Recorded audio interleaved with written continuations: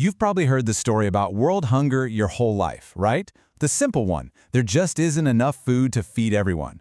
But what if I told you that story is a complete myth? Today, we're going to tear that idea apart and look at the real reasons millions go hungry in a world that actually has more than enough food. So this is the big question, and it's where most people start. It seems logical, doesn't it? We see hunger, we think scarcity. For decades, the answer was always grow more food.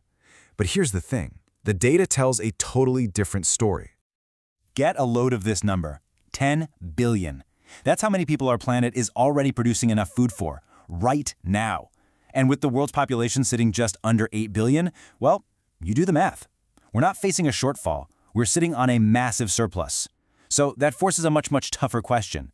If the food is there, why are people starving? And that brings us to the first part of the real answer. It's something we can call the distribution gauntlet. See, the problem isn't about making the food. It's about the incredibly complicated and frankly, often broken journey it takes to get from a farm to your table. So let's just put it out there, plain and simple. World hunger is not a scarcity problem, it's a systems problem. It's a failure of logistics, a failure of infrastructure, and a failure of basic fairness. The systems we've built are failing.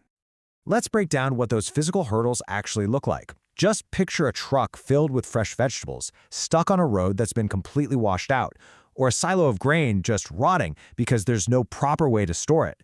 These aren't just one-off accidents. On top of that, you have massive supply chain shocks and one critical, often invisible point of failure, the cold chain.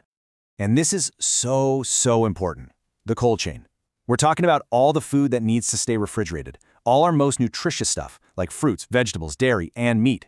It all depends on a completely unbroken chain of cold. If a single cooling unit on a truck fails, or warehouse loses power for a few hours, poof, the entire shipment is lost. It's a huge weak link in the chain. And you know, these supply chains are way more fragile than we tend to think. They can get completely shattered by all sorts of modern crises. We've all seen it happen recently, right? Extreme weather, droughts, hurricanes, global pandemics that completely shut down borders and shipping. And of course, geopolitical conflicts that can stop the flow of essential food overnight. But here's the next twist. Let's say the food actually makes it through that gauntlet. It survives the journey and arrives in a town. That's only half the battle, because even when it's physically there, there are these invisible walls that keep people from it. And this is where we get into the economics of access. This is what's known as the food paradox, and it is absolutely infuriating when you think about it. The food is right there, on the shelf, in the grocery store. But if you don't have the money to buy it, it might as well be on the moon. It's physically present, but economically out of reach. Now, this economic reality creates a phenomenon you've probably heard about, the food desert. And let's be really clear what this means. It isn't a place with no food. Oh no, there's food. But the only options are corner stores and fast food joints. Actually affordable, healthy food that could be miles and miles away. And the scale of this problem? It's just staggering. In the United States alone, an estimated 40 million people are living in a food desert. 40 million. And this often happens simply because big supermarkets have decided it's not profitable to build stores in lower-income communities. And it is so crucial to understand. These deserts don't just pop up by accident. They are often the direct result of systemic marginalization. We're talking about generations of disinvestment and discrimination that have left whole communities behind, with fewer stores, fewer options, and far less access to healthy food. Okay, so we've talked about logistics and economics, these big, abstract ideas. But what does all this actually look like for real people in their day-to-day lives? Let's talk about the human impact of these system failures.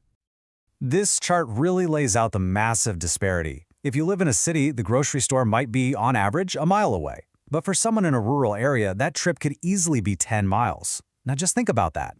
What if you don't have a reliable car? What if you can't afford the gas? A simple trip for groceries suddenly becomes a massive challenge. So when getting to a real supermarket is that hard, what do? Well, you have to rely on what's available nearby. And this leads to another concept called a food swamp. It's an area that is just flooded with unhealthy options. Fast food, convenience stores, all selling cheap, calorie-dense, processed stuff. And the result of living in a food desert or a food swamp is, tragically, predictable. The health data is crystal clear. We see way higher rates of chronic diseases that are largely preventable, things like diabetes, high blood pressure, and heart problems.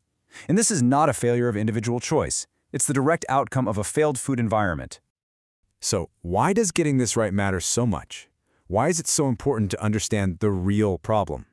Well, because you can't possibly find the right solution if you're trying to solve the wrong problem. If you had to boil this whole explainer down to one single thought, this would be it. The problem is not a lack of food. It is a failure in logistics, infrastructure, and socioeconomic equity. The food exists. What's missing are the systems and the fairness to connect that food to every single person who needs it. And that brings us to the final and I think most important question. It's the one I really want to leave you with today. If we already produce more than enough food for every person on this planet, what is it that we truly lack? Is it a lack of resources, or is it a lack of will?